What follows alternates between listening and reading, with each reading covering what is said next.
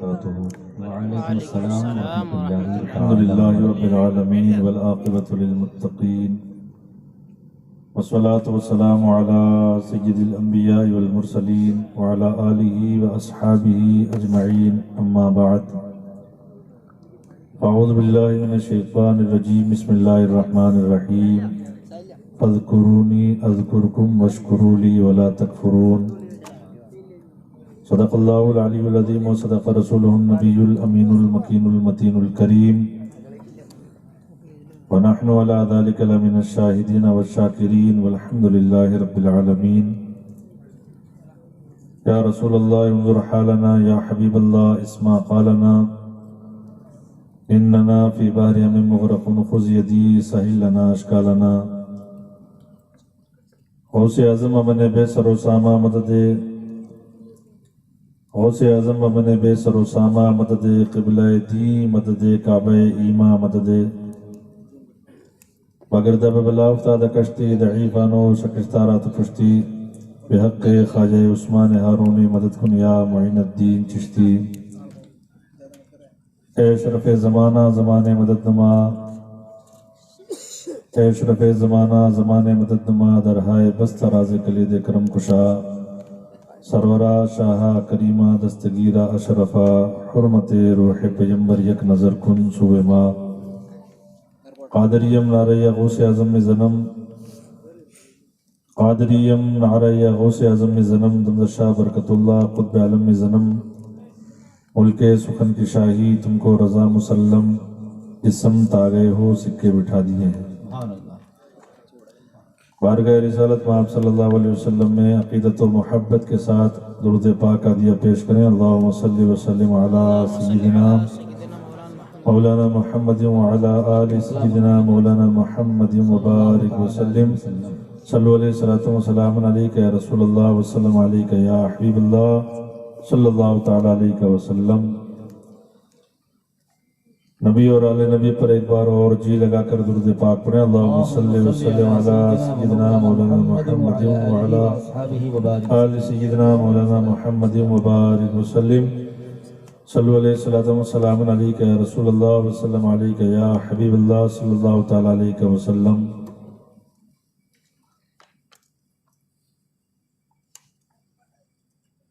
محترم حضرات، آج کی یہ نورانی اور عرفانی محفل بطور شکرانہ کے منعقد ہوئی ہے. اللہ رب العزت اس مجلس کو اپنی بارگاہ میں قبول فرمائے اور ہمارے لیے اس مجلس کو ذریعہ نجات فرمائے. اس سے پیشتر آپ نے ہمارے موقر علماء کرام کی زبانی بہترین تقریریں اور بیانات سماعت فرمائے. شریف بھائی پالوی سے بہت ہی عمدہ اور اچھوتے لہجے میں نعتیں اور منقبتیں سماعت کی. تھوڑی دیر میں بھی آپ کے سامنے حاضر آیا ہوں، کچھ باتیں انشاءاللہ آپ تک پہنچانے کی کوشش کروں گا. اللہ رب العزت مجھے حق کہنے اور ہم سب کو عمل کرنے کی توفیق عطا فرمائے.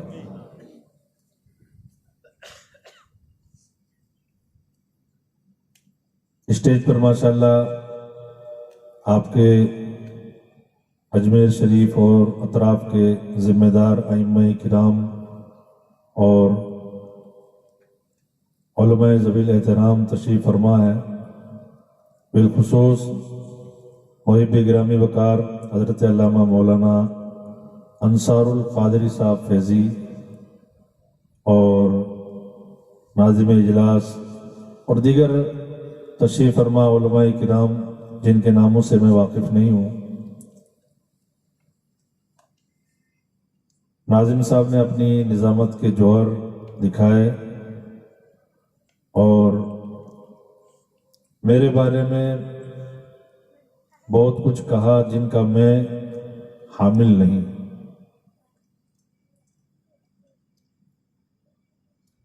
دعا کی درخواست ہے کہ اللہ تعالیٰ ایسا بنا دے.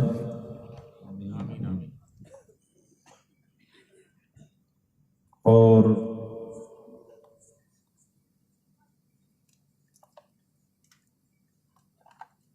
باقی جو آپ نے فرمایا یہ آپ کا یا تو حسن ظن ہوگا اور یا پھر یہ آپ کا ایک فن اور انداز ہے. اور دعا اس بات کی ہم کرتے ہیں کہ اللہ تبارک و تعالیٰ ان نکلے ہوئے جملوں کو ہمارے اوپر فٹ فرما دیں آمین آمین اور آپ حضرات کی آمین اللہ تعالیٰ قبول کر لیں. آمین.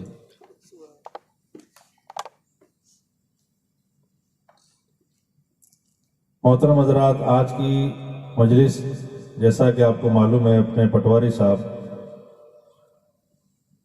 ان کے ریٹائرمنٹ پر بطور شکرانے کے منعقد کی گئی ہے. یہ بہت ہی اچھا اقدام ہے. نہیں تو آج کل ہمارے معاشرے کا حال دیگرگوں ہے. ہماری پوزیشن دن بدن جس طرح سے ڈاؤن ہو رہی ہے وہ کسی سے بھی پوشیدہ نہیں ہے.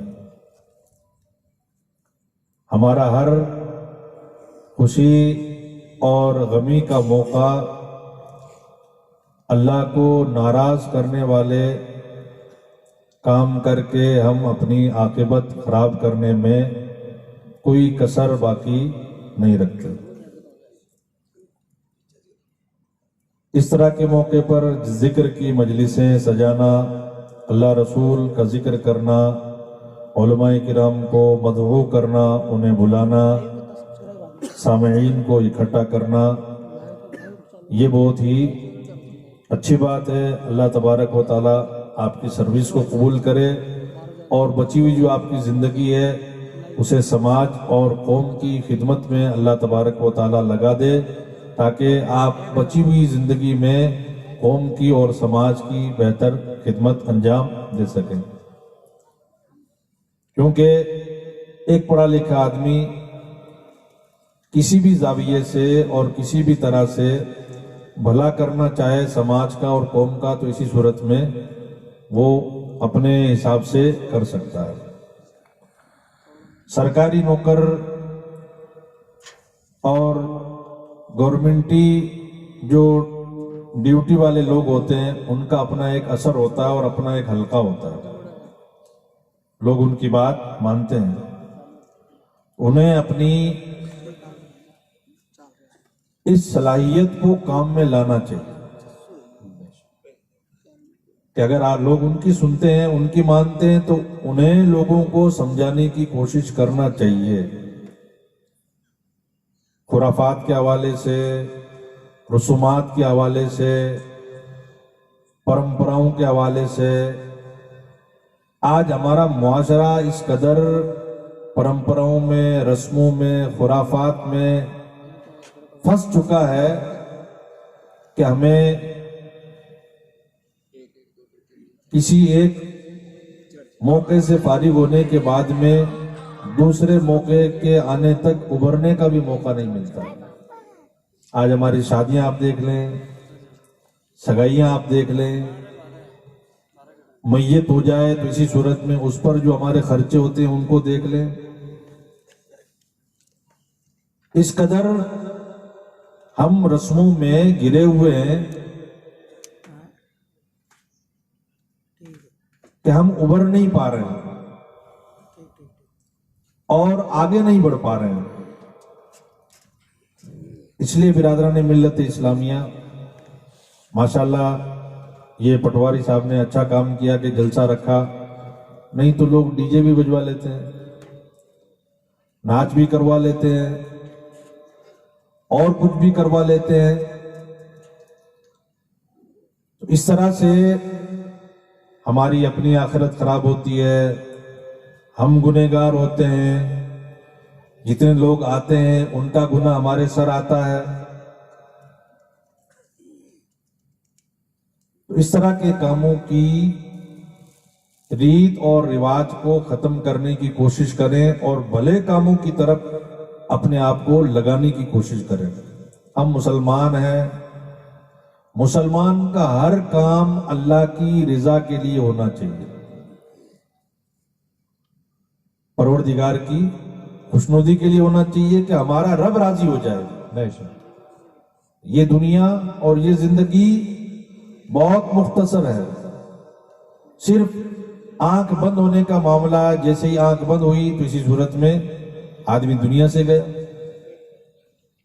اب ہمارا اسٹینڈرڈ کیا تھا، ہماری کوالٹی کیا تھی، ہماری اسٹائل کیا تھی، دنیا اس کو نہیں دیکھے گی۔ سرکار غوث اعظم رضی اللہ تعالیٰ عنہ فرماتے ہیں کہ آپ کسی بھی برانڈیڈ کمپنی کے کپڑے کیوں نہ پہنتے ہو، موت کے آنے کے بعد اسے نکال لیا جائے گا، اگر نکلیں گے نہیں تو لوگ انہیں قطر کر کے کاٹ کر کے آپ کے بدن سے انہیں جدا کر دیں گے، اور آپ کو تو ایک لٹھے میں ہی لوگ لپیٹ کر کے کفن دے کر کے اسی میں لے جا کر کے دفن کر دیں گے۔ تو برادران ملت اسلامیہ، اپنی زندگی کو اس طرح سے بناؤ۔ آج ہر کوئی ہائی لائٹ ہونا چاہتا ہے، چرچے میں آنا چاہتا ہے کہ لوگ میری بات کریں، میں ہائی لائٹ ہو جاؤں، میں مشہور ہو جاؤں، میرا چرچا ہو جائے، سب جگہ لوگ مجھے جانے، مجھے پہچانے۔ اس کے لیے بھاگم بھاگ ہے، سب کی دوڑ یہی ہے کہ شہرت حاصل کر لیں، مشہور ہو جائیں، چرچے میں آ جائیں۔ اس لیے لوگ موقع جانے نہیں دیتے۔ سیلفی کا اگر موقع ملتا ہے اس کو لے کر کے فوراً اپڈیٹ کریں گے اور آگے سینڈ کرنے کی کوشش کریں گے۔ کسی سے بڑے آدمی سے اگر ملنے کا چانس مل جائے، ہاتھ ملا کر کے فوراً کیا ہے، فوٹو کھینچ کر کے اسے وائرل کرنے کی کوشش کریں گے تاکہ لوگوں کو پتا چلے کہ آج آدمی نے یہ کام کیا ہے، اس سے ملا ہے، اس سے ملاقات کر لی ہے، اس سے مصافحہ کر لیا ہے۔ اس طرح سے لوگ چرچوں میں آنا چاہتے ہیں مگر پھر بھی چرچے ہو نہیں پاتے۔ اخباروں میں تصویریں کھچوا کر کے دے کر کے نیوز دیتے ہیں، مگر وہ بھی ایک دن اخبار میں آتی ہے، دوسری دن وہی اخبار نالی میں پڑا ہوتا ہے، کہیں روڈ کے کنارے پڑا ہوا ہے، کہیں اڑ رہا ہے، پھر بھی چرچا نہیں ہو رہا ہے۔ اور ایک جماعت ایسی گزری ہے جو لوگوں سے جدا ہو کر کے تنہائیوں کی طرف جا کر کے بوریا نشی ہو کر کے انہوں نے خلوتیں اختیار کی، تنہائیاں اختیار کی، لوگوں سے الگ رہے، جنتا سے الگ رہے، سماج سے انہوں نے الگ رہنے کی کوششیں کی، اپنے آپ کو بھیڑ بھڑاکے سے الگ رکھا، گمنام رکھنا چاہا، مگر پھر بھی دنیا ان کے در پہ جا کے ڈیرے ڈالتی نظر آتی ہے۔ وہ جب تک دنیا میں رہے تب بھی لوگ ان کی بارگاہوں میں حاضر ہوتے تھے، اور دنیا سے جانے کے بعد بھی سالوں سال بیت گئے مگر ان کے چرچے آج بھی ہیں۔ ہماری محفلوں میں ان کے چرچے ہیں، ہمارے دلوں میں ان کے چرچے ہیں، ہمارے دلوں پر ان کی تابندہ محبتوں کے نقوش زندہ ہیں۔ اس کی وجہ کیا ہے؟ اور وہ جماعت کون ہے؟ وہ ذاکرین کی جماعت ہے، ذکر کرنے والوں کی جماعت ہے، اللہ والوں کی جماعت ہے۔ اور وجہ کیا ہے کہ آج وہ ہمارے بیچ میں ظاہری طور پر نہ ہو کر کے بھی موجود ہیں۔ ہم انہیں دیکھتے نہیں مگر ان کی محبتیں ہمارے سینوں میں راج کر رہی ہے۔ ہم انہیں دیکھتے نہیں مگر پھر بھی قصیدے انہی کے پڑھے جاتے ہیں، منقبتیں انہی کی پڑھی جاتی ہے، چرچا انہی کا کیا جاتا ہے۔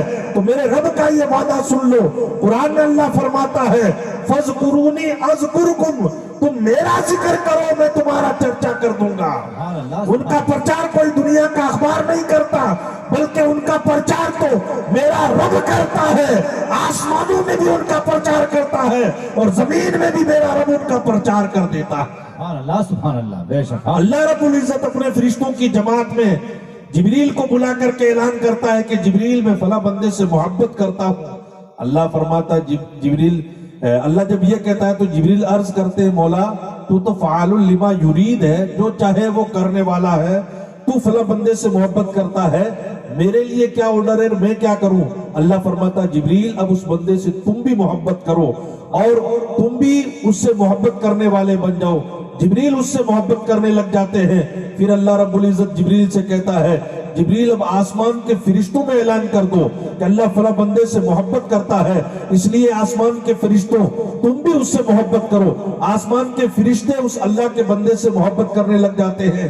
बंदा जमीन पर बैठा है, चटाई पर बैठा है, बोरिया नशी है, मगर उससे मोहब्बत आसमानों में हो रही है। फरिश्ते उससे मोहब्बत करने लगते हैं, फरिश्तों की जमात में उसका चर्चा होने लगता है।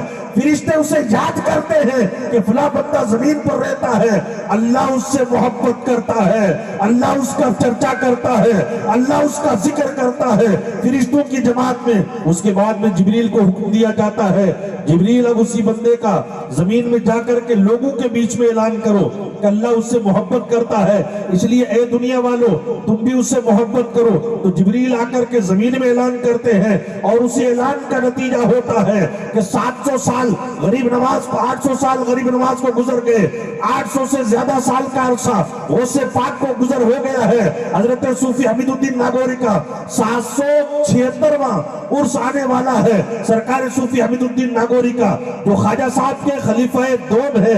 तो ये बुजुर्गान दीन और पाकीज़ा हस्तियां जो दुनिया से बहुत पहले रुखसत हो चुकी है, मगर आज भी उनकी मोहब्बतें बाकी है, उनके चर्चे बाकी है, उनका जिक्र बाकी है, उनकी यादें बाकी है, उनके अनमिट नकूश हमारे सीनों में महफूज है। उनकी दास्तानें सुबह और शाम सुनाई जाती है और पढ़ी और पढ़ाई जाती है। वजह यह है कि इनकी मोहब्बतों का प्रचार रब ने कर दिया है। तो पता ये चला मेरे रब का ये वादा है, जो बंदा अल्लाह का जाकिर बन जाता है और जिक्र करने लग जाता है, अल्लाह उसके दिल को भी जिंदगी अता कर देता है और अल्लाह तबारक व तआला उसकी मोहब्बत लोगों के दिलों में पैदा फरमा देता है। सुभान अल्लाह, सुभान अल्लाह, बेशक हक। इसलिए बिरादरान मिल्लत इस्लामिया आज जरूरत इस बात की है कि हम अल्लाह रब्बुल इज्जत का जिक्र करें। हमारा उजू जाकिर होना चाहिए। माशाअल्लाह पटवारी साहब अब रिटायर हो गए, अब तो और कोई काम ही नहीं है। अब काम यही है कि वो जिक्र करके अल्लाह को राजी करने की कोशिश करें।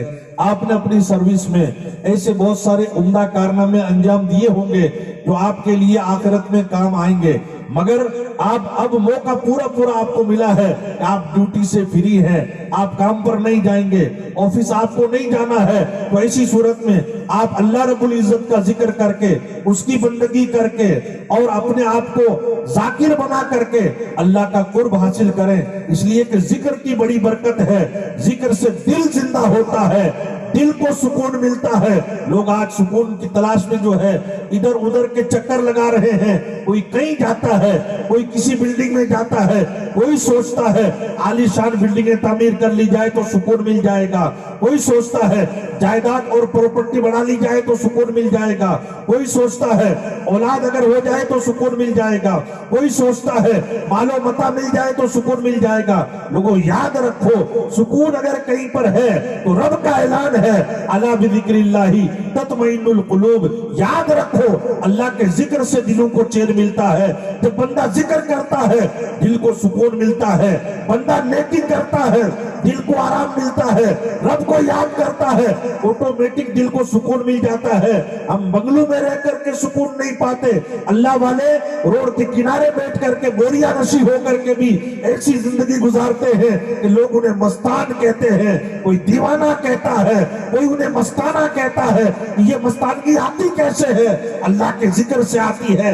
जब बंदा जाकिर बन जाता है तो उसे न दुनिया की खबर होती है, न दुनिया के अंदर जो कुछ है उसकी खबर होती है, बल्कि उसका दिल होता है और रब का जिक्र होता है, जिसकी बुनियाद पर उस दिल को करार मिल जाता है। मेरे आका ने दिल के ताल्लुक से इरशाद फरमाया, मसलुल कल्ब करीशतिन बिअर्दिन फुलातिन युकल्लिबुहर रियाज ज़हरल बतन। मेरे आका फरमाते दिल की मिसाल परिंदे के पर की तरह है। दिल की मिसाल किसकी तरह है? परिंदे के पर की तरह है। बिअर्दिन फुलातिन, चटियल मैदान पर, चटियल जमीन पर, एक ऐसी जमीन है जो बिल्कुल सफाचट है, उस पर ना कोई घास है, نہ کوئی اس کے اوپر پودا ہے، نہ اس کے اوپر کوئی پتھر یا سنگریزے ہیں، بالکل صفا چٹیل میدان آپ کے کرکٹ کا گراؤنڈ کی طرح بالکل صاف ہے، اور اس کے اوپر پرندے کا پر، اور اس کے بعد میں میرے آقا فرماتے ہیں یقلبہ الرِّیاح ظاہر البطن، ہوائیں اس کو ظاہر و باطن الٹ پھیر کرتی رہتی ہے، یعنی اسی پرندے کے پر کو جو چٹیل میدان میں پڑا ہے اس پر اگر ہوا چلتی ہے تو ظاہر سی بات ہے ہوا کی وجہ سے وہ پرندے کا پر کیا ہوگا، اوپر نیچے ہوگا، اڑے گا۔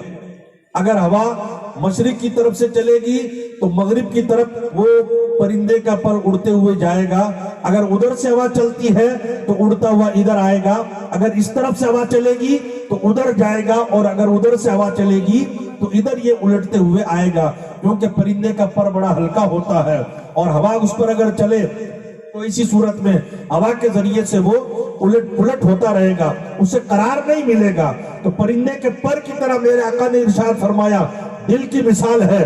اب اگر اس پرندے کے پر کو ہمیں سکون دینا ہے، قرار دینا ہے، ٹھہراؤ دینا ہے، جماؤ دینا ہے تو کرنا کیا ہوگا؟ ہم اگر اس کے اوپر لے جا کر کے ایک ویٹ رکھ دیتے ہیں، وزن رکھ دیتے ہیں، 100 گرام کا پتھر آپ نے اٹھایا، پرندے کے پر پہ رکھا، اب وہ پر جم گیا ہے، ہوا مشرق سے چلے تب بھی پرندے کا پر ٹھہرا رہے گا، مغرب کی طرف سے چلے تب بھی پر اڑے گا نہیں، یہ شمال اور جنوب کی طرف سے ہوا چلے تب بھی پرندے کا پر اب جو ہے الٹ پلٹ نہیں ہوگا، اس لیے کہ وہ اس وزن کی وجہ سے دب گیا ہے اور اسے قرار مل گیا ہے۔ اس الٹ پلٹ ہونے والے پرندے کے پر کو ایک ٹھہراؤ مل گیا ہے اور ایک سکون کی جگہ مل گئی ہے جہاں پر وہ ساکن اور جامد ہے، اور اب ادھر ادھر الٹتا پلٹتا نہیں ہے۔ بلا تمثیل و تشبیہ میرے آقا نے دل کی یہی مثال ارشاد فرمائی کہ دل کی بھی یہی مثال ہے، دل پر بھی نفسانی خواہشات کی ہوائیں چلتی ہیں،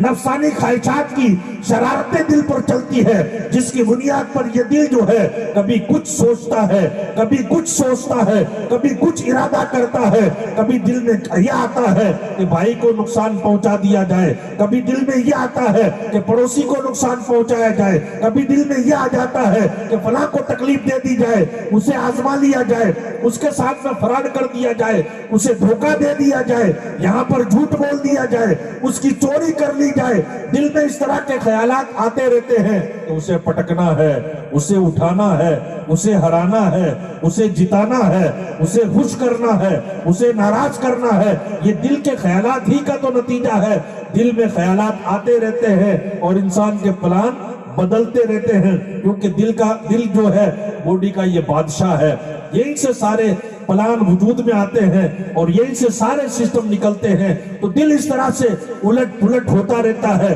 اسے سکون نہیں ملتا ہے، قرار نہیں ملتا۔ جس طرح آپ نے پرندے کے پر پتھر کا وزن رکھ کر کے اسے قرار اور سکون دیا ہے، اسی طرح سے دل کو بھی قرار اور سکون دیا جا سکتا ہے، مگر اس کا قرار کیا ہے؟ آقا اللہ فرماتا ہے الا بذکر اللہ تطمئن القلوب، خبردار اللہ کے ذکر سے دلوں کو چین ملتا ہے۔ تو پتہ یہ چلا کہ ذکر الہی ایسا وزن ہے جس کی وجہ سے دل کو سکون مل جاتا ہے۔ اگر دل کے اوپر اللہ کا ذکر کو رکھ دیا جائے اور ذکر کا وزن رکھ دیا جائے، کبھی نماز کا وزن ہے، کبھی روزے کا وزن ہے، کبھی نفلوں کا وزن ہے، کبھی صدقات کا وزن ہے، کبھی خیرات کا وزن ہے، کبھی عبادتوں کا وزن ہے، کبھی ریاضتوں کا وزن ہے، کبھی ماں باپ کی خدمت کا وزن ہے، کبھی پڑوسیوں کے ساتھ میں حسن و سلوک کا وزن ہے، کبھی اپنے بڑوں کا ادب کر کے دل پہ وزن رکھ لیا، ماں کی خدمت کر کے اس کے قدموں کو بوسہ دے کر کے اگر دل پر وزن رکھ لیا ہے تو ایسی صورت میں یہ دل کہیں نہیں بھٹکے گا اور دل کو سکون مل جائے گا اور دل کو قرار حاصل ہو جائے گا۔ سبحان اللہ، بے شک حق ہے۔ تو برادران ملت اسلامیہ، دل کا سکون یہی ہے اور سکون کہیں پر نہیں ملتا ہے، اللہ کے ذکر میں سکون ملتا ہے۔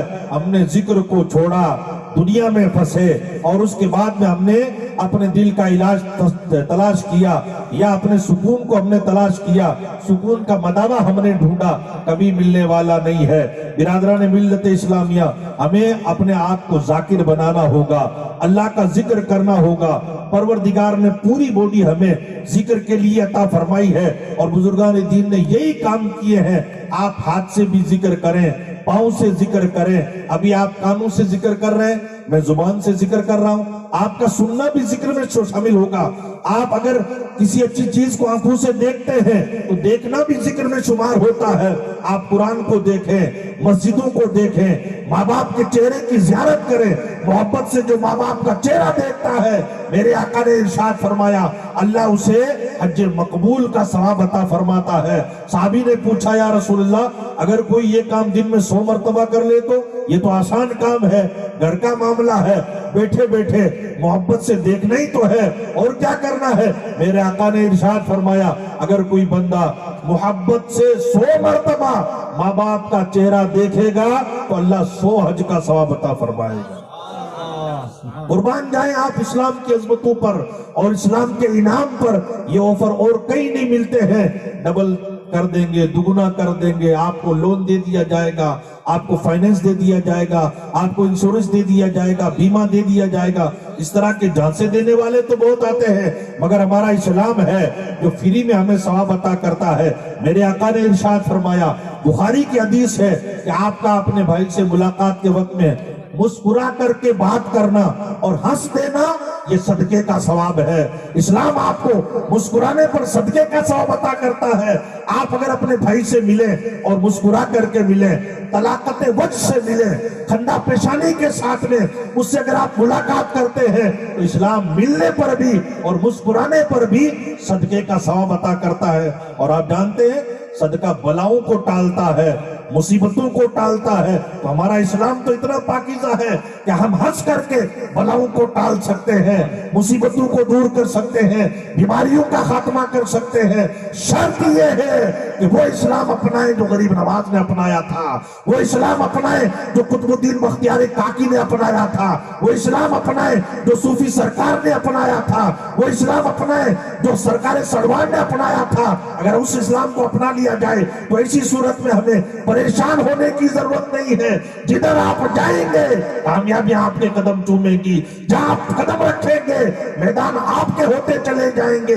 कि मोहम्मद से वफा तूने तो हम तेरे हैं, ये जहां चीज है क्या लोहो कलम तेरे हैं। दीवानों, हमें आज सुधरने की जरूरत है और संभलने की जरूरत है। आज वक्त ऐसा आ चुका है कि हम हालात को समझे, वक्त की नजाकत को समझे, अपने आप को सुधारें, इस्लाम की तालीम को पढ़ें और इस्लाम का जो मिशन और मकसद है उसे पढ़ने की कोशिश करें। तो मैं ये अर्ज कर रहा था, हमारा सारा बदन जो है जाकिर बन सकता है। हमारे कान जाकिर है, हमारी जुबान जाकिर है, हमारे पांव जाकिर है, हमारे हाथ जाकिर हैं। अच्छा, आप जब इन तमाम चीजों से जिक्र करेंगे तो आप ये इस बात को आप अच्छी तरह जानते हैं, और मैं आपको फलसफा समझाऊं कि दिल को सुकून कैसे मिलता है और बदले में आपको क्या मिलता है। अगर आप हाथ से बहुत देर तक काम करेंगे तो इसी सूरत में आपके हाथ थक जाएंगे, आपके हाथ थक जाएंगे। पांव से अगर आप बहुत देर तक कोई काम करेंगे, चलेंगे या खड़े रहेंगे तो इसी सूरत में आपके पांव थक जाएंगे। अल्लाह के रसूल इतना लंबा लंबा क़याम रात में फरमाते थे कि आपके पांव मुबारक में सूजन आ जाती। हदीस शरीफ में मौजूद है, हत्ता तवर्रमत कदमा, यहां तक कि हुजूर पाक के कदम मुबारक में सूजन आ जाती खड़े रहने की वजह से।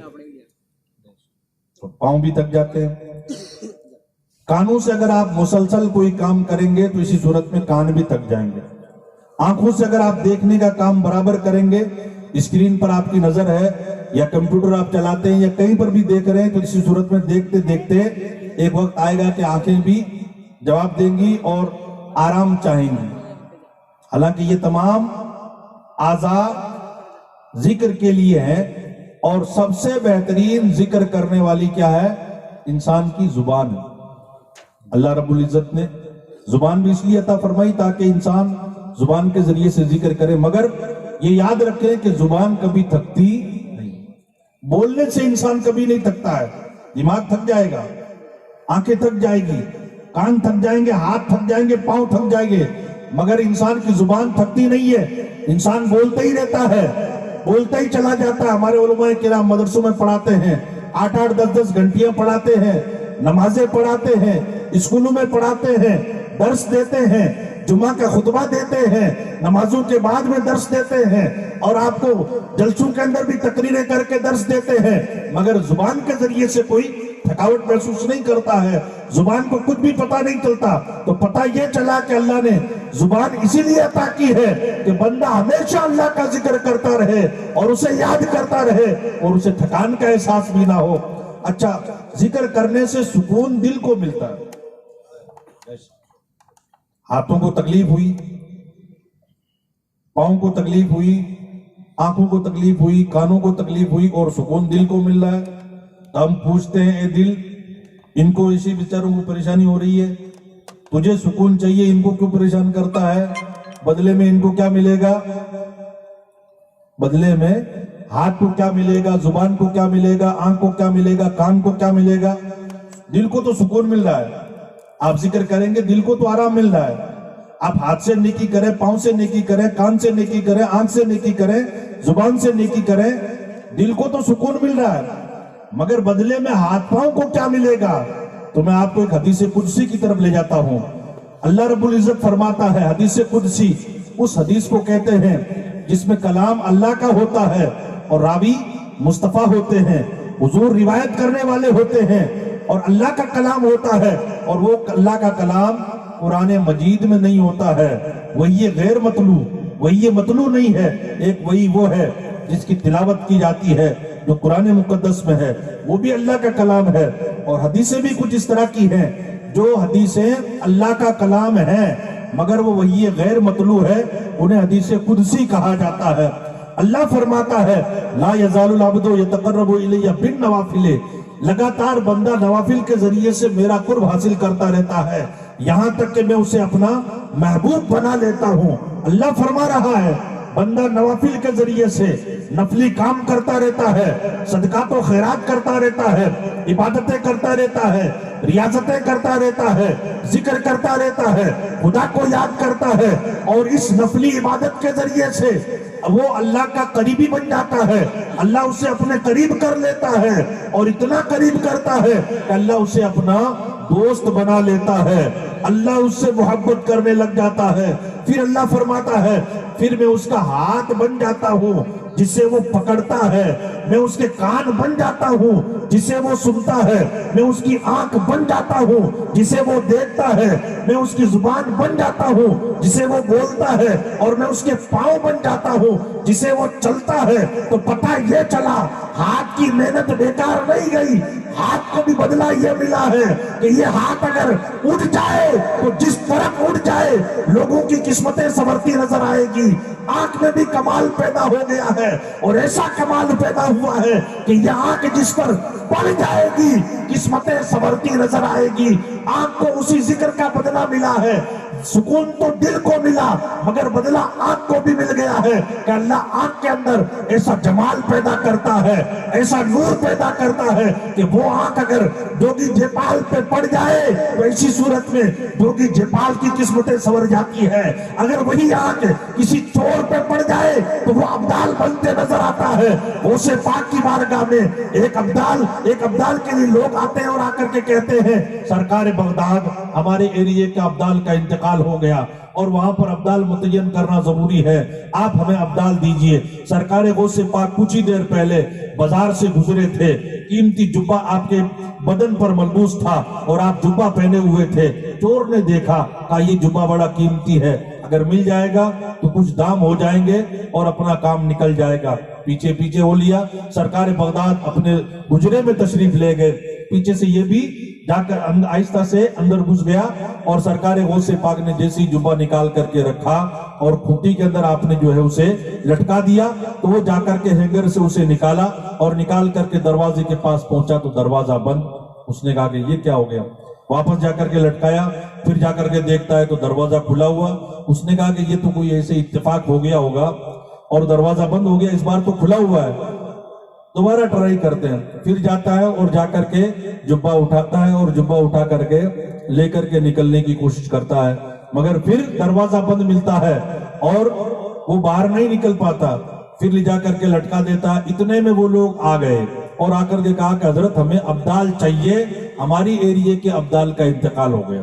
अब्दाल یہ وہ اللہ والے ہوتے ہیں جو اس دنیا کی باطنی حکومت کا نظام چلاتے ہیں. اس کا جو باطنی سسٹم ہے، لِكُلِّ ظَاهِرٍ وطن میرے آقا کا فرمان ہے، ہر ظاہر کا ایک باطنی حصہ ہوتا ہے، ہر دکھنے والی چیز کا ایک وہ حصہ ہوتا ہے جو دکھتا نہیں ہے، اندرونی حصہ ہوتا ہے.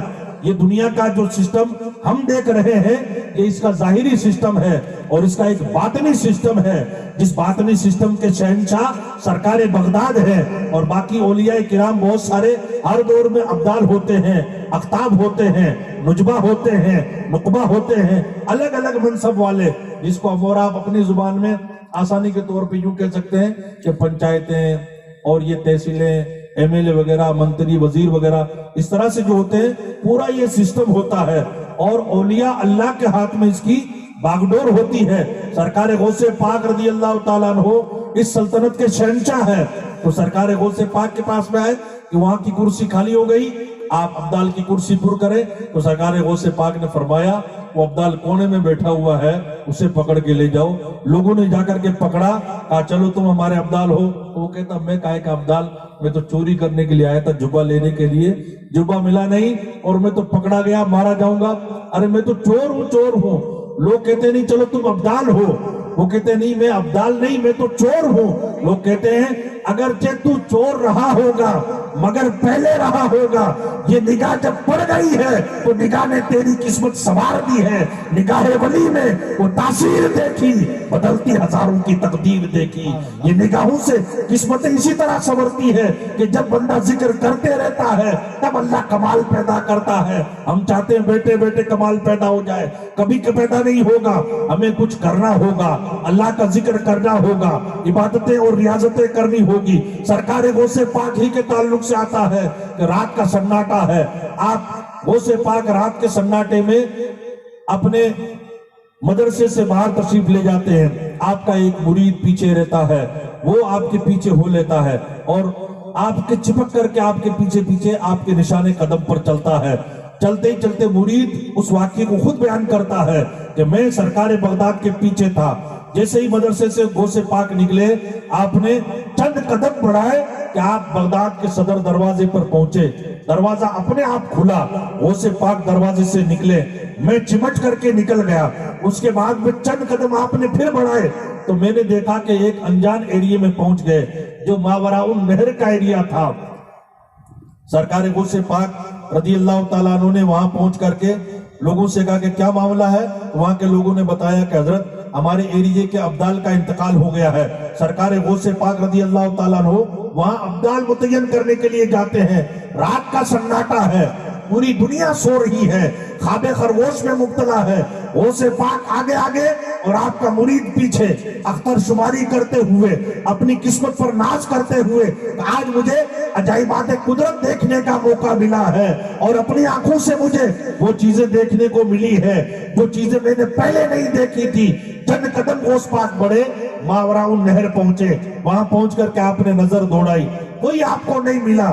یہاں تک کہ آپ نے سرکار بغداد میں نظر دوڑا کر کے ایک ایسے شخص کو اپنے سامنے کھڑا کیا جس کے مونچھوں کا چھپر تنا ہوا تھا، آنکھیں اس کی آگ بگولا تھی، آنکھوں سے آگ برس رہی تھی، دھوئیں سے مغزماری کر رہا تھا. سرکار غوث پاک نے اسے سینے سے لگایا، کلمہ پڑھایا اور اس کے بعد میں کہا کہ تم اس ایریے کے ابدال ہو. پھر وہاں سے آپ راتوں رات روانہ ہوتے ہیں. مرید کہتا ہے میں بھی غوث پاک کے پیچھے لگ کر کے فٹافٹ آپ کے نشانے قدم پر چلا. چند قدم چلے، بغداد کا صدر دروازہ آیا، دروازہ خود بخود کھلا.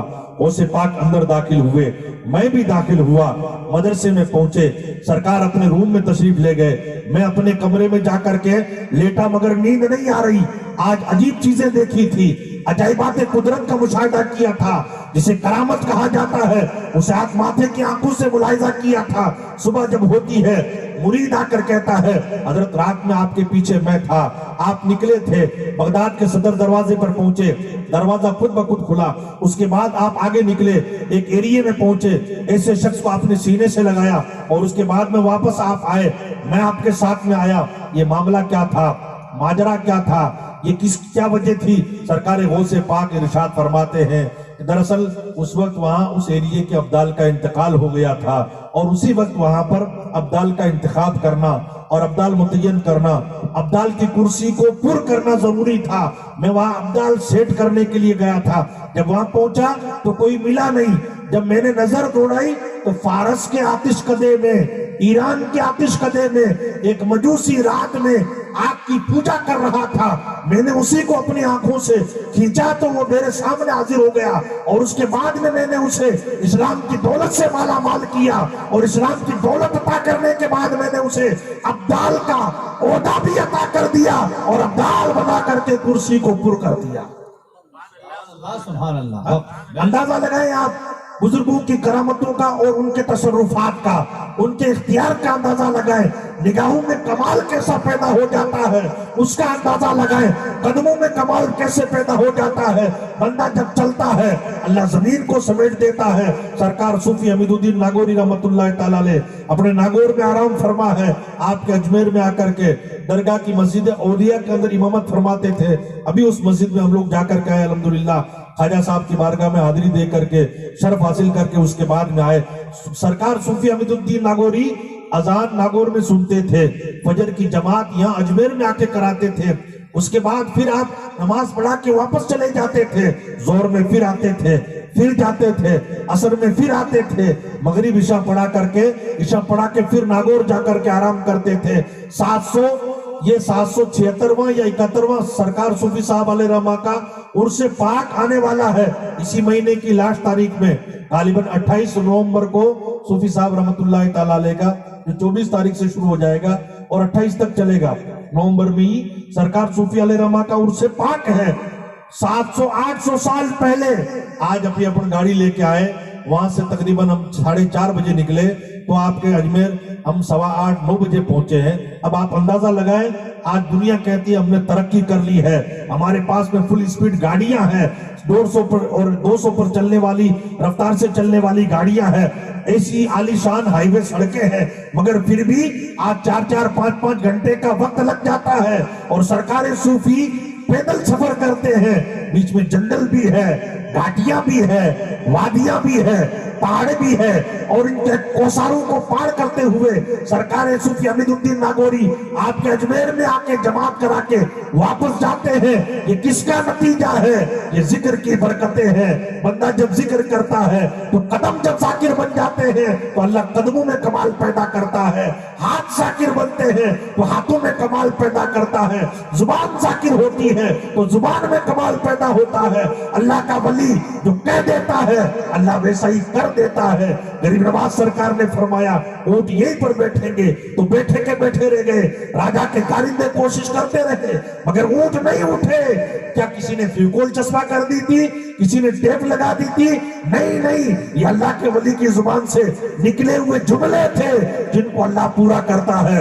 گفتہ او گفتہ اللہ بود، گرچہ از حلقوں میں عبداللہ بود، خاصان خدا نہ باشند لیکن ز خدا جدا نہ باشند۔ اللہ کے محبوب وہ خدا تو نہیں ہوتے مگر رب کی رحمتوں سے جدا بھی نہیں ہوتے۔ اللہ ان پر اپنی رحمتیں نازل کرتا ہے، اپنا انعام نازل کرتا ہے، اللہ انہیں تصرفات اختیار عطا کرتا ہے، انہیں اللہ جو ہے روحانی پاور عطا کر دیتا ہے جس کی وجہ سے وہ جدھر بھی جاتے ہیں کامیاب رہتے ہیں۔ اس لیے برادران ملت اسلامیہ ہمیں اللہ کا ذکر کرنا چاہیے، اپنے دل کی اصلاح کرنی چاہیے۔ آج ہمارے دل مریض ہیں، دل بیمار ہے اور انہیں خوراک دینے کی ضرورت ہے، اور دل کی خوراک اللہ کا ذکر ہی ہے۔ جسم کی خوراک الحمدللہ ہم ٹائم ٹو ٹائم اسے پہنچاتے ہیں، جس کی وجہ سے خوب پھل پھول رہے ہیں اور خوب بڑھوتری ہو رہی ہے، لیکن دل کچھ بیمار ہیں، ان کی اصلاح کی ہمیں ضرورت ہے، اور دلوں کی اصلاح اللہ کے ذکر سے ہوتی ہے۔ اور جب بندہ اللہ کا ذکر کرے گا تو اسی صورت میں اللہ رب العزت اس کا چرچا خود کر دے گا، اس کا پرچار اللہ رب العزت کر دے گا، لوگوں کے دلوں میں اس کی محبتیں پیدا ہو جائیں گی۔ ہمارے بزرگوں نے جو ذکر کیا ہے اس کی مثال نہیں ملتی۔ حضرت بایزید بستامی کے تعلق سے آتا ہے، نام آپ نے سن رکھا ہے، آپ کو بھی اللہ نے کمال کا درجہ عطا فرمایا ہے، نگاہ بالغ عطا فرمائی ہے، اور ایسی نگاہ آپ کو اللہ نے عطا فرمائی ہے۔ ایک بار بستان کے اندر ایک ایسی بد چلن عورت نے ایک اپنا اڈا قائم کر لیا تھا، اور سرکار بایزید بستامی ایریے سے باہر، بستی سے باہر جا کر کے 29 دن باہر گزارتے تھے، زادے راہ ساتھ لے جاتے تھے اور اپنا مال پانی 1 مہینے کا اپنی خوراک وغیرہ ساتھ لے کر کے جاتے تھے، اور وہاں جا کر کے اللہ کا ذکر کرتے، بندگی کرتے، عبادت کرتے، ریاضتیں کرتے۔ اور ایک دن آپ بستان میں تشریف لاتے، جب تشریف لائے تو لوگوں نے شکایت کی کہ حضرت آپ تو چلے جاتے ہیں باہر، مگر آپ کے جانے کے بعد میں یہاں بے حیائیاں ہوتی ہے، فحاشی ہوتی ہے، گناہ کے بازار گرم ہوتے ہیں، رقص و سرور کی مجلسیں سجتی ہے، اور لوگ جو ہے گناہوں میں ملوث ہو جاتے ہیں۔ جب کل آپ کی تاریخ لکھی جائے گی اور بستان کی تاریخ لکھی جائے گی تو ایک باب یہ بھی رہے گا کہ بستان کے اندر ایک برائی کا اڈا بھی تھا، لوگ اس کو یاد کریں گے، اس لیے آپ اس برائی کا خاتمہ کریں۔ حضرت نے اس ایریے کا پتہ پوچھا، وہاں جا کر کے اثر بعد براجمان ہو گئے، نوجوان آئے، حضرت کو دیکھ کر کے بھاگتے رہے، جب دیکھا کہ مغرب کا وقت ہو گیا اور آپ وہیں تشریف فرما ہے اور وہ جگہ آپ نے چھوڑی نہیں، اسی صورت میں اس عورت نے باہر آ کر کے کہا کہ بابا آپ کو عبادت کرنی ہے کہیں اور جا کر کے کریں، یہ ہمارے کوٹے کو آپ یہاں سے خالی کریں اور آپ یہاں سے جائیں تاکہ ہمارا کاروبار شروع ہو۔ جب یہ آپ نے سنا تو اسی صورت میں آپ نے اسے کہا کہ تمہارا کیا کاروبار ہے اور کیا قیمت ہے اور کیا مزدوری ہے، تو اسی صورت میں اس نے جو بھی مزدوری تھی بتائی، آپ نے کہا کہ آج جیسے میں کہوں ویسے تمہیں کرنا۔ سرکار بایزید بستامی نے جب یہ کہا تو اس نے منظور کر لیا کہ ہمارے تو پیسے آنے چاہیے، آپ آتے ہیں تو ٹھیک ہے آپ آ جائیں۔ سرکار بایزید بستامی تشریف لے گئے، اسے غسل کرنے کے لیے کہا اور اس کے بعد میں آپ نے اس سے کہا کہ نماز پڑھو۔ اس عورت نے کہا کہ میں نے کبھی نماز پڑھی نہیں ہے، جانتی نہیں کیسے پڑھتے ہیں۔ آپ نے 2 رکعت نماز پڑھ کر کے بتایا کہ اس طرح سے نماز پڑھی جاتی ہے، اب تم پڑھو۔ اس نے قیام کیا، اللہ اکبر کہہ کر کے نماز شروع کی، قیام کیا، رکوع کیا اور سجدے میں گئی۔ سجدے میں جانے کے بعد میں حضرت بایزید بستامی نے اللہ کی بارگاہ میں ہاتھ اٹھا دیے، مولا یہاں تک لانا میرا کام تھا اور اس کی دل کی دنیا سنوارنا تیرا کام ہے، دل کی گندگی ختم کرنا تیرا کام ہے، دل کی قدورتیں مٹانا تیرا کام ہے، اور یہاں تک لانا میرا کام تھا۔ آپ ہاتھ اٹھا کر کے دعا کرتے ہیں اور بایزید کی نظر پڑ جاتی ہے، اللہ اس کی قسمت سنوار دیتا ہے، سجدے میں سر ہے اور وہ عورت رونے لگ جاتی ہے، سسکیاں بن جاتی ہے۔ بایزید بستامی کہتے ہیں سر کو اٹھاؤ تو صحیح، دوسرا سجدہ تو کرو۔ عورت کہتی ہے مجھے سجدے سے سر اٹھانے کے لیے نہ کہا جائے، اس لیے کہ جتنا مزہ سجدے میں آیا ہے آج تک ایسا مزہ کسی نے ملا ہی نہیں ہے۔ سبحان اللہ، سبحان اللہ۔ یہ لطف سجدے میں ہے۔ بندہ جب سجدے میں جاتا ہے، مسلم کی حدیث پاک ہے، فرمایا جاتا ہے کہ جس وقت بندہ اپنا سر سجدے میں رکھتا ہے اس وقت وہ اللہ کی رحمتوں کے سب سے زیادہ قریب ہوتا ہے، سب سے زیادہ۔ اس لیے بزرگوں کا طریقہ ہے، لوگ کچھ دعائیں سجدوں میں جا کے کرتے ہیں، نماز سے فارغ ہونے کے بعد میں ایک سجدہ دعا کے لیے کرتے ہیں، سر رکھ کر کے سجدے میں دعا کرتے ہیں تاکہ اللہ رب العزت اپنی رحمتیں کچھ ہم پر بھی نازل فرما دے، رحمتوں کے چھینٹے کچھ ہم پر بھی آ جائیں۔ تو برادران ملت اسلامیہ، سجدوں کے اندر بڑی لذت ہے۔ ابھی ہم سجدوں سے دور ہیں، اپنے کو پتہ نہیں ہے، اس کی کیفیت معلوم نہیں ہے۔ اگر اس کی کیفیت پتہ چل جائے تو اسی صورت میں ہم کبھی بھی سجدوں سے دور نہیں رہ سکتے۔ اس کی لذتیں امام عالی مقام کو پتہ تھی، اس کی لذتیں امام حسین کو پتہ تھی کہ سجدے میں کیا لذت ہے۔ اس لیے کربلا کے میدان میں بھی جب نماز کا ٹائم آیا تو کہا ظالموں پیچھے ہٹو اور مجھے سجدہ کرنے دو، اس لیے کہ جو لطف سجدے میں ہے وہ کہیں پر بھی نہیں ہے۔ پیغمبر کی ادائیں یہی ہے۔ اس لیے برادران ملت اسلامیہ، اپنے آپ کو نمازی بنانے کی کوشش کرو۔ تو میرے کہنے کا میں یہ کہہ رہا تھا کہ سرکار بایزید بستامی نے ایک نگاہ ڈالی تھی، تو اس نگاہ میں اللہ نے ایسا کمال رکھا تھا کہ اس کی قسمت سنور گئی اور ہمیشہ کے لیے برائیوں کا اڈا بند ہو گیا۔ تو انہی کے تعلق سے آتا ہے بایزید بستامی اللہ کے ذاکر تھے، ذکر کرنے والے بندے تھے، اللہ کی عبادت کرنے والے بندے تھے۔ ان کے تعلق سے آتا ہے کہ آپ جب نائی کے پاس میں حجامت بنوانے کے لیے جاتے تھے تو کرسی پر بیٹھ کر کے بھی اللہ کا ذکر کرتے رہتے۔ تو نائی کہتا حضرت تھوڑی دیر تو ٹھہر جاؤ، होंठ हिल रहे हैं, कहीं कैंची लग जाएगी, कट जाएंगे, दिक्कत हो जाएगी आपको। आप थोड़ी देर ठहर जाएं तो मैं अच्छी तरह से आपकी हजामत बना दूं, आपके बाल ले लूं, आपकी मूछे बना दूं। हजरत बायज़ीद बुस्तामी नाई से कहते, इतनी देर मुझे मौत नहीं आएगी, इसकी गारंटी दो पहले। क्या इस बात की तुम गारंटी देते हो कि जब तक मैं इस कुर्सी पर बैठा रहूंगा और तुम हजामत बनाते रहोगे उतने टाइम में मुझे मौत नहीं आ सकती? कहा बाबू जी इतनी बड़ी जिम्मेदारी तो कौन ले सकता है, ये गारंटी तो मैं कैसे लूं? तो कहा जब गारंटी नहीं ले सकता है तो तू अपना काम कर, मुझे अपना काम करने दे। तेरा काम कैंची चलाना है और मेरा काम अल्लाह का जिक्र करना है। मैं अपने रब के जिक्र को छोड़ूंगा नहीं, अल्लाह के नाम की मालाएं जपता रहूंगा। हजरत जुनैद बगदादी सैयद ताइफा, उनके ताल्लुक से आता है कि जब आपके विसाल का वक्त करीब आया, लोग गए और लोगों ने कहा कि हजरत कलमा पढ़िए, कलमा पढ़िए। कलमा की तलकीन का हुक्म है, ये तलकीन की जाए, बल्कि हुक्म तो ये है कि पढ़ने के लिए ना कहा जाए, बल्कि आम मौता के पास में, तो आम इंसानों के पास में अगर किसी की रूह कब्ज हो रही है, इसी सूरत में वहां पर खड़े होकर के खाली खुद विर्द करें, जोर जोर से कलमा पढ़ें, ताकि उसे भी याद आ जाएगा तो वो पढ़ लेगा। पढ़ने के लिए ना कहा जाए, क्योंकि वो सख्ती का टाइम होता है, मुसीबत का वक्त होता है, उस वक्त नज़ा का आलम होता है और मौत की सख्तियां उस पर वारिद होती हैं, जिसकी वजह से वो कठिनाइयों में होता है और हो सकता है कि वो इनकार कर दे, कुछ और बक दे। इसलिए उसके पास खड़े होकर के कलमा पढ़ना चाहिए। मगर सईद ताइफा जुनैद बगदादी तो एक अल्लाह के पाए के वली थे, अपने दौर के बड़े बुजुर्गों में आपका शुमार होता है।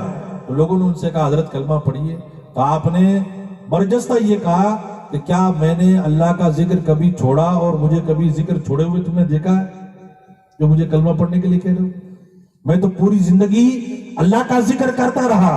बुजुर्गान दीन की शान अलग होती है, वो चलते हैं तो भी जिक्र करते हैं, वो सोते हैं तो उनके आजा जिक्र करते हैं, उनका दिल जाकिर होता है, उनके बॉडी के लुथड़े लुथड़े और गोश्त के टुकड़े टुकड़े अल्लाह के जाकिर होते हैं और उनसे जिक्र की आवाजें बुलंद होती रहती है। इसलिए बिरादरान मिल्लत इस्लामिया, हम अल्लाह की नेमतों का शुक्र अदा करें। हमें अगर नौकरियां मिली है, ड्यूटियां मिली है, अच्छा धंधा मिला है, अच्छी कमाई मिली है, उस पर अल्लाह का शुक्र अदा करें। और अगर वो नहीं भी मिले हैं तो ये सही सलामत बदन तो मिला ही है। हमारा दिल कितना कीमती है, गुर्दे कितनी कीमती है, आंखें अनमोल है, हमारी पूरी बॉडी अनमोल है, इस पर अल्लाह का शुक्र अदा करें। मगर आज प्रॉब्लम अपनी ये है कि अगर माल नहीं है तो इसी सूरत में सोचते हैं कि कुछ भी नहीं है। माल अगर पास में नहीं है तो कहते हैं भाई बिका तो 500 को 500 आंगले घी में है, दोनों हाथों में लाडू में बिका दो, और अपने पास तो क्या कुछ नहीं, अपने पास भी बहुत कुछ है। इमाम गजाली अलैहि रहमान ने लिखा है कि इंसान अल्लाह की नेमतों का अगर शुक्र अदा करे तो इसी सूरत में ये नाखून भी अपनी जगह एक बहुत बड़ी नेमत है, जिसे अपन काट के जुमा काट के फेंकते रहते हैं, सोचते हैं ये तो बेकार ही है। लेकिन आप सोचो, जब रगड़ आती है, खुजली आती है, तो जब तक ये नाखून नहीं लग जाता है तब तक सुकून नहीं मिलता है। आप यूं रगड़ो, ऐसे मजा नहीं आएगा, खुजलाने में जो टेस्ट है वो टेस्ट नहीं आएगा। आप ऐसे रगड़ते रहो, टेस्ट नहीं आएगा, लेकिन यूं रगड़ लेंगे आपको मजा आ जाएगा। मजा ही ऐसा है, तो ये नाखून से हासिल होता। अगर ये नाखून नहीं होता तो अब आप अंदाजा लगाओ कितनी बड़ी नेमत है। अल्लाह ने हर चीज को मुनासिब मकाम पर रखा है और उसकी अपनी एक अहमियत है, इसलिए हमें किसी से धोखा नहीं खाना चाहिए। अल्लाह के रसूल सल्लल्लाहु अलैहि वसल्लम इरशाद फरमाते हैं, नेमतान मक़बूनुन फीहिमा कसीरुम मिनन नास अस्सहत वल फराग। आज की जो हमारी सबसे बड़ी प्रॉब्लम वो ये है, अल्लाह के रसूल फरमाते हैं कि दो नेमतें ऐसी हैं जिनकी वजह से बहुत सारे इंसान धोखे में हैं। बहुत सारे इंसानों, ये अल्लाह के रसूल का फरमान है और ये हुजूर का ही खासा है कि आप चंद लफ्जों में बड़ी बड़ी बातें इरशाद फरमा देते हैं। چھوٹے چھوٹے جملوں میں.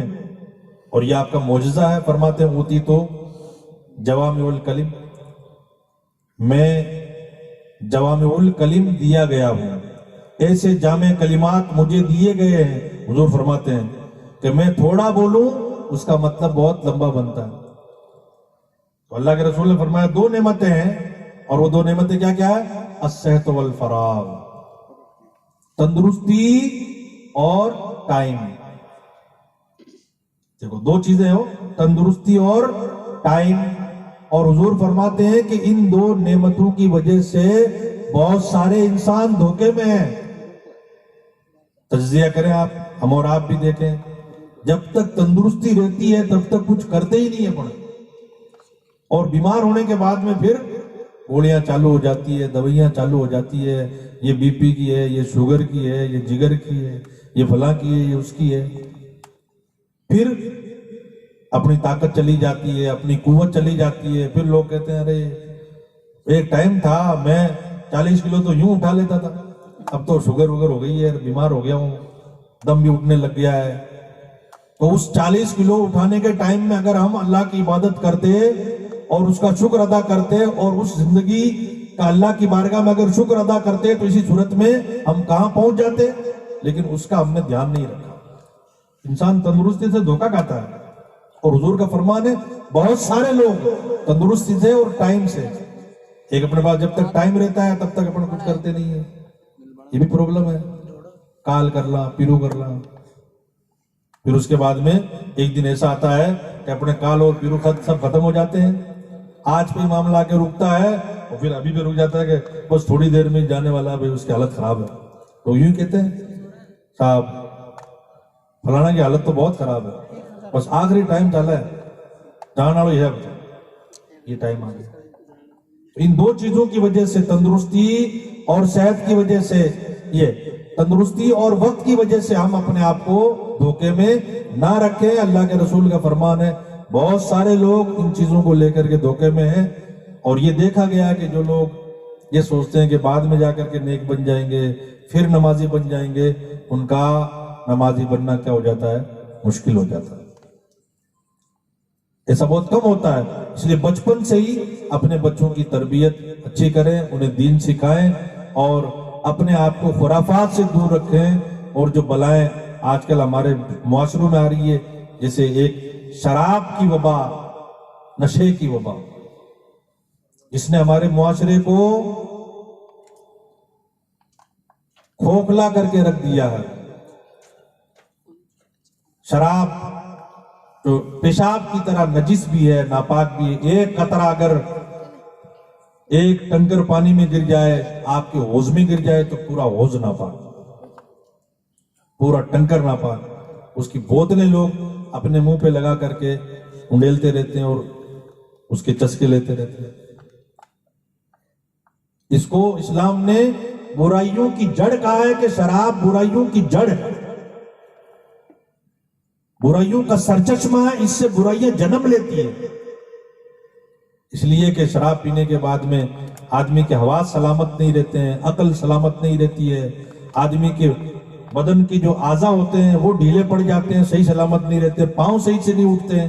اس سے ماں بہن کی تمیز ختم ہو جاتی ہے، ماں بہو کی تمیز اس سے ختم ہو جاتی ہے. اور ایسے ایسے اول فول بک دیتا ہے، اپنے بھائی کو گالیاں بک دیتا ہے، پڑوسی کو گالیاں بک دیتا ہے، ماں باپ کا دل دکھا دیتا ہے.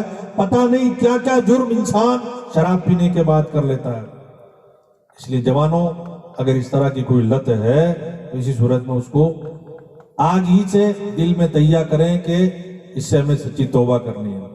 شادیوں کو سستا کرو، ڈی جے وغیرہ کو سسٹم کو بالکل بند کر دو اور اسلامی طریقے سے سنت کے مطابق اپنی شادیاں کرنے کی کوشش کرو تاکہ اللہ رب العزت ہمیں برکتوں سے مالا مال فرمائے، ہماری شادیوں میں اللہ برکتیں عطا فرمائے.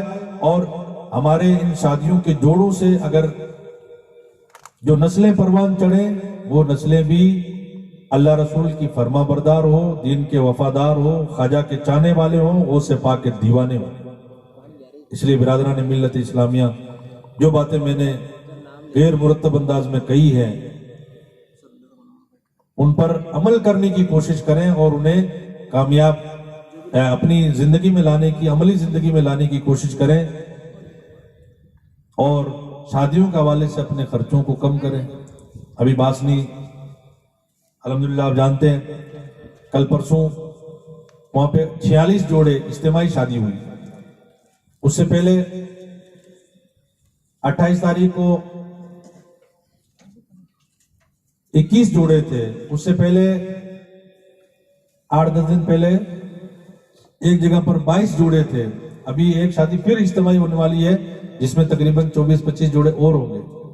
محلے وائز وہ اجتماعی شادیاں کر رہے ہیں اپنے خرچوں کو کم کر کے اپنے